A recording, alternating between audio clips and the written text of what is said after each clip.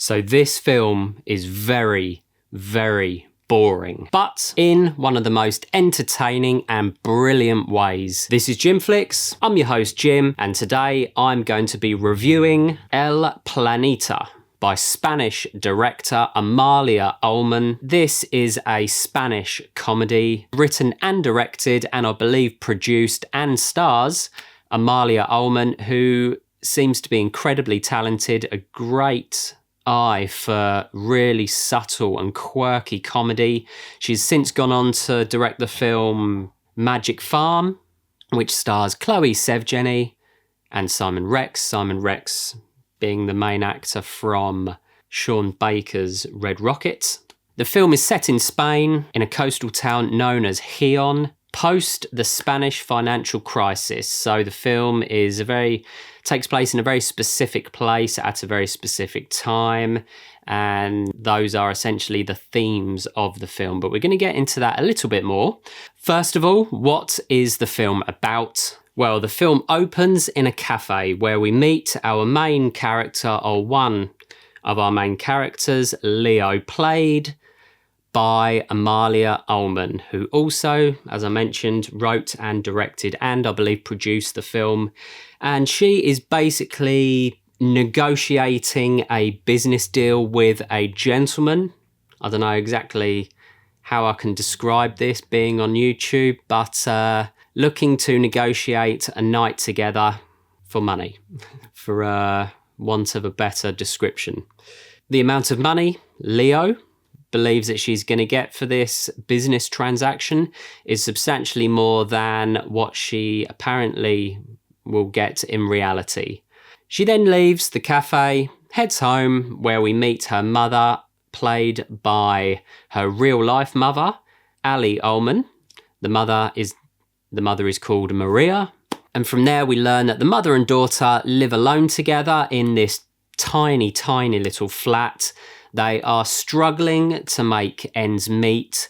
Leo, we discover, is an aspiring designer who is offered a job doing some design work for Christina Aguilera, but she won't be paid for it. And the mother doesn't seem to have a job, or doesn't seem to do much of anything other than petty crime, let's just say. So, we've met our characters. That's the general kind of setup of the film. We basically just follow their petty crimes, their schemes, as they look to make ends meet in post-financial crisis Spain in the late 2010s, I believe. So the first thing that I really want to talk about with this film is basically the way that the visuals of the film and the characters really highlight the themes at play in this film. The best way to explain the themes of the film are Amalia Ulman herself has stated that the town that the film is set in, Gijon, is the kind of place where it is in fact somewhat of a dump, although it looks beautiful with the architecture, somewhat of a dump, a bit of a dead-end kind of town, but it has this perception of itself where it's a tourist hub, if you will. So the themes are kind of these musings on people living and being a certain way, but potentially having a perception of themselves, which is maybe a bit greater. Again, similar to the town itself.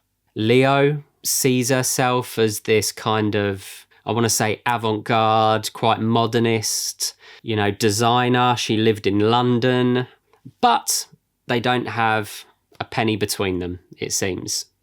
And she's not even going to be paid for the job that she's been offered with Christina Aguilera. The mother looks like some kind of celebrity trying not to get recognised. She's wearing these sunglasses and this big fur coat, but she's shoplifting in order to put food on the table. And again, in terms of the city that they're in, it's a lovely coastal city, but again, seen as somewhat of a dump by the people there. Apparently, in Amalia Ulman's words, they have a love-hate relationship with the town. And the visuals and the characterization really highlights these themes, I believe, in the film. So the first thing to note is it is shot in black and white. And to me, whether this was intentional by the filmmaker or not, it very much kind of looks like you're seeing this beautiful architecture, this lovely town, beautiful coastal town, but it's all in black and white. So it's almost like the life or the energy or the colour has all been kind of sucked out of the environment, the backdrop where the film takes place.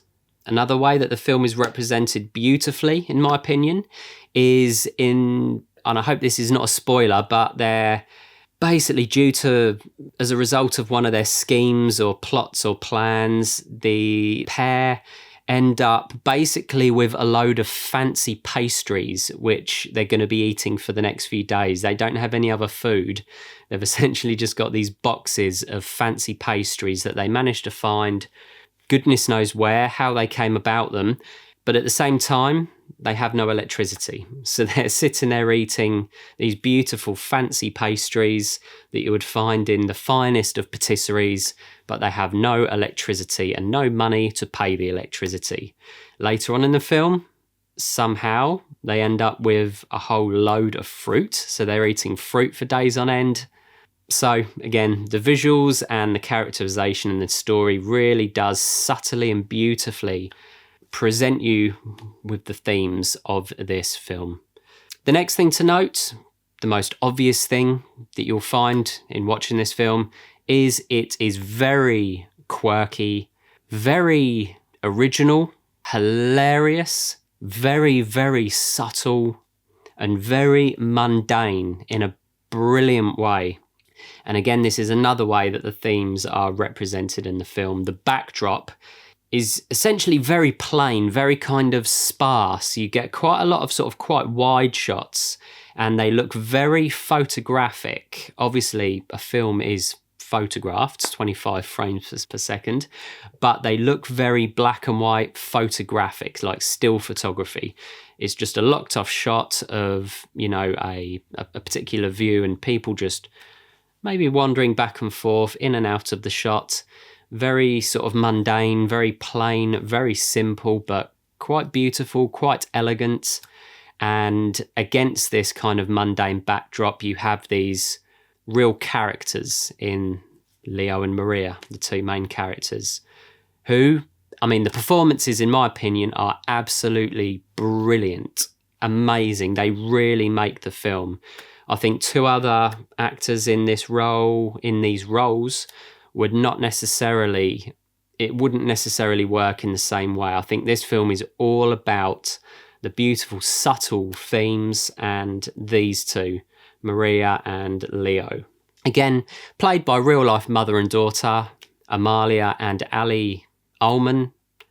And so I think that that's probably the reason why they have such a great, natural, effortless chemistry on the film, and they're both just incredibly quirky and funny. They're just a joy to watch. But we've seen siblings or relations in films before. I'm thinking Donnie Darko with Jake and Maggie Gyllenhaal. But to me, that seemed, although they did come, it worked. It seemed a touch forced in comparison to Amalia and Ali Ulman, who, again, it's just effortless. And they're just so engaging as characters.